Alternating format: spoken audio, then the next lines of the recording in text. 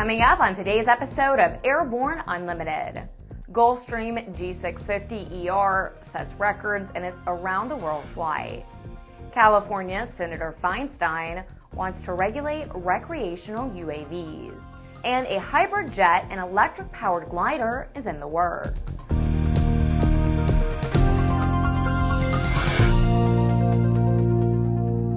Welcome to Airborne Unlimited. I'm Ashley Hale. As we are wrapping up today's episode, our newsroom got a late-breaking story. Jim Campbell is here to report. Thanks, Ashley, and hi, folks. Well, we have some interesting and, let's face it, uplifting news to report this morning. The Worldview, folks, the program that we've talked about a bit over the last year to take a pressurized crew capsule to the edges of the atmosphere via atmospheric sounding balloon and recover it by a parafoil style parachute vehicle, has tested the parafoil technology to 102,200 feet as of this very morning. The unmanned vehicle carried instrument packages from Montana State University and the University of North Florida and apparently performed exceedingly well under the circumstances. Also with this flight, Worldview has announced a partnership with United Parachute Technologies in conjunction with Performance Designs, which co-designed the technologies and will be providing the parafoil systems for both the unmanned research flights as well as the manned journeys to the edge of space that are planned for the near future. We'll keep an eye on this as we go along, but it's nice to see that so far this program seems to be making excellent progress. For the Aero-News Network, Airborne, and Aero-TV, I'm Jim Campbell, and I'm waiting for my invitation to try this thing. A Gulfstream G650ER proved it has long legs recently by setting 2 city pair records while flying around the world with just one stop. The G650ER took off from White Plains, New York, with 3 passengers and 4 crew members on board. It flew 6,939 nautical miles eastbound to Beijing at an average speed of Mach 0.87 for a total flight time of 13 hours and 20 minutes. The aircraft then flew eastbound 6,572 nautical miles to Savannah, accomplishing the mission at an average speed of Mach 0.89 for a total flight time of 12 hours. Pending approval by the U.S. National Aeronautic Association, the city pair records will be sent to the Fédération Aéronautique Internationale in Switzerland for recognition as world records. The G650ER also set 2 other city pairing records during flight testing last year. After the break, a self-launching British glider uses hybrid power. AML's patent-pending wireless induction charging system eliminates confusion over those charging cables, cuts down cockpit cable clutter, and allows you and your passengers to fly cordless and eliminate the cable nightmare. www.aviationmodificationleaders.com.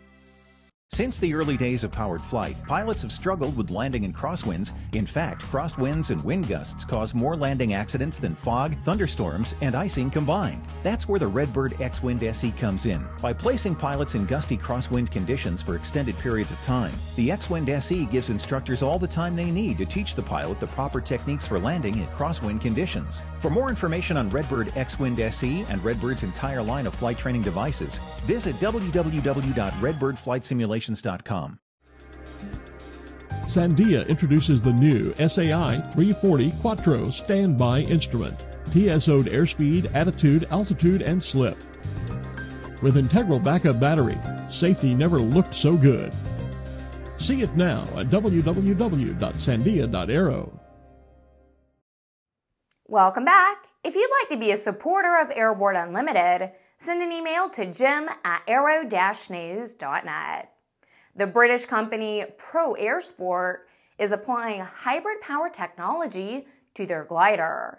Self-launching gliders, often referred to as powered gliders, are lifted with a small engine that allow the glider to take off under its own power and then revert to soaring. Pro Air Sport is seeking to take advantage of lightweight jet engines and overcoming its shortfall on ground acceleration with electric-powered wheels on their lightweight glider project that they call GLOW. They're using a small turbine engine called the AMT Titan that produces a maximum thrust of 88 pounds. That's enough thrust to assist the glider in climbing on its own, but it lacks acceleration needed for a short takeoff roll. In their hybrid-powered design, an electric motor is used to power the wheels for ground taxiing and for added acceleration on takeoff. Because the electric motor is only used for a short burst, the battery weight is low. California Democratic Senator Dianne Feinstein is not satisfied with the proposed rules put forth by the FAA for small UAVs in the U.S. She says that small UAVs flown for recreational purposes should also be regulated. Feinstein says that the FAA's proposed UAV rules, quote, highlight a glaring gap in FAA's authority. Similar or identical devices may be exempt from common sense regulations when they're used for recreational purposes, even though the devices are most likely flown by individuals with no certification or training, end quote. The Academy of Model Aeronautics and other organizations say that recreational flights should be viewed in the same way as other model aircraft flights that have been popular and conducted very safely for decades. Feinstein says she has legislation planned that would restrict use of small UAVs. She added, quote, I believe something must be done to protect the public before it is too late, and I intend to introduce legislation soon to do just that, end quote. After these messages, new instruments for Lufthansa's Iron Annie. The KSN 770 is an affordable, WAAS-enabled integrated MFD with a flexible hybrid user interface from Bendix King. Get your fingers on the 770's perfect blend of touchscreen and hard buttons. Easily control your GPS navigation, Navcom, weather, traffic, and terrain in any condition. For more information, go to bendixking.com.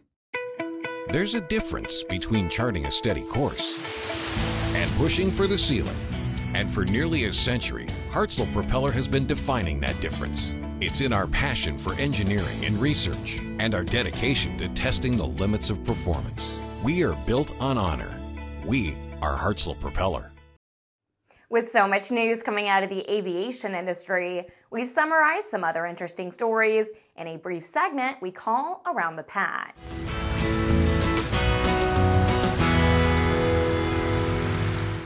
Sandel Avionics authorized dealer Avionics Straubing has just finished installing a modern instrument panel in Lufthansa Airlines' beautifully restored 1936 Junker Ju-52 Iron Annie. The choice of instruments in this installation is perfect for this classic airplane. Norwegian Air International U.S.-based flight attendants urged the Obama administration to approve the airline's foreign air carrier permit application. Resistance to approval by U.S.-based airlines and unions has delayed the process for more than a year. A large-scale runway construction and rehabilitation plan at Los Angeles' International Airport will begin in March 2015 and will continue into 2017.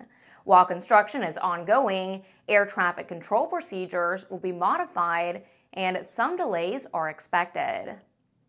A final report from the AirAsia accident of December 28th last year will be released sometime in August, according to the Indonesian Transport Ministry.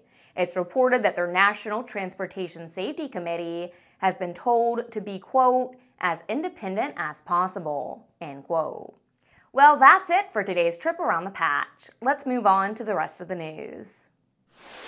The EAA's One Week Wonder project, which was held at AirVenture 2014, was a smashing success. And now the EAA has found a way to include EAA chapters in an on-site building program.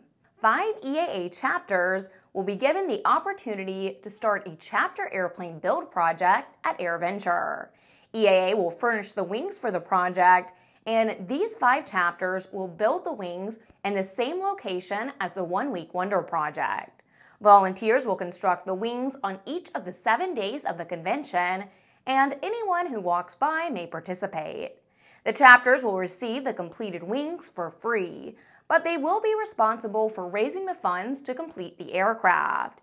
The EAA is in the process of determining which kit manufacturers want to participate in the project.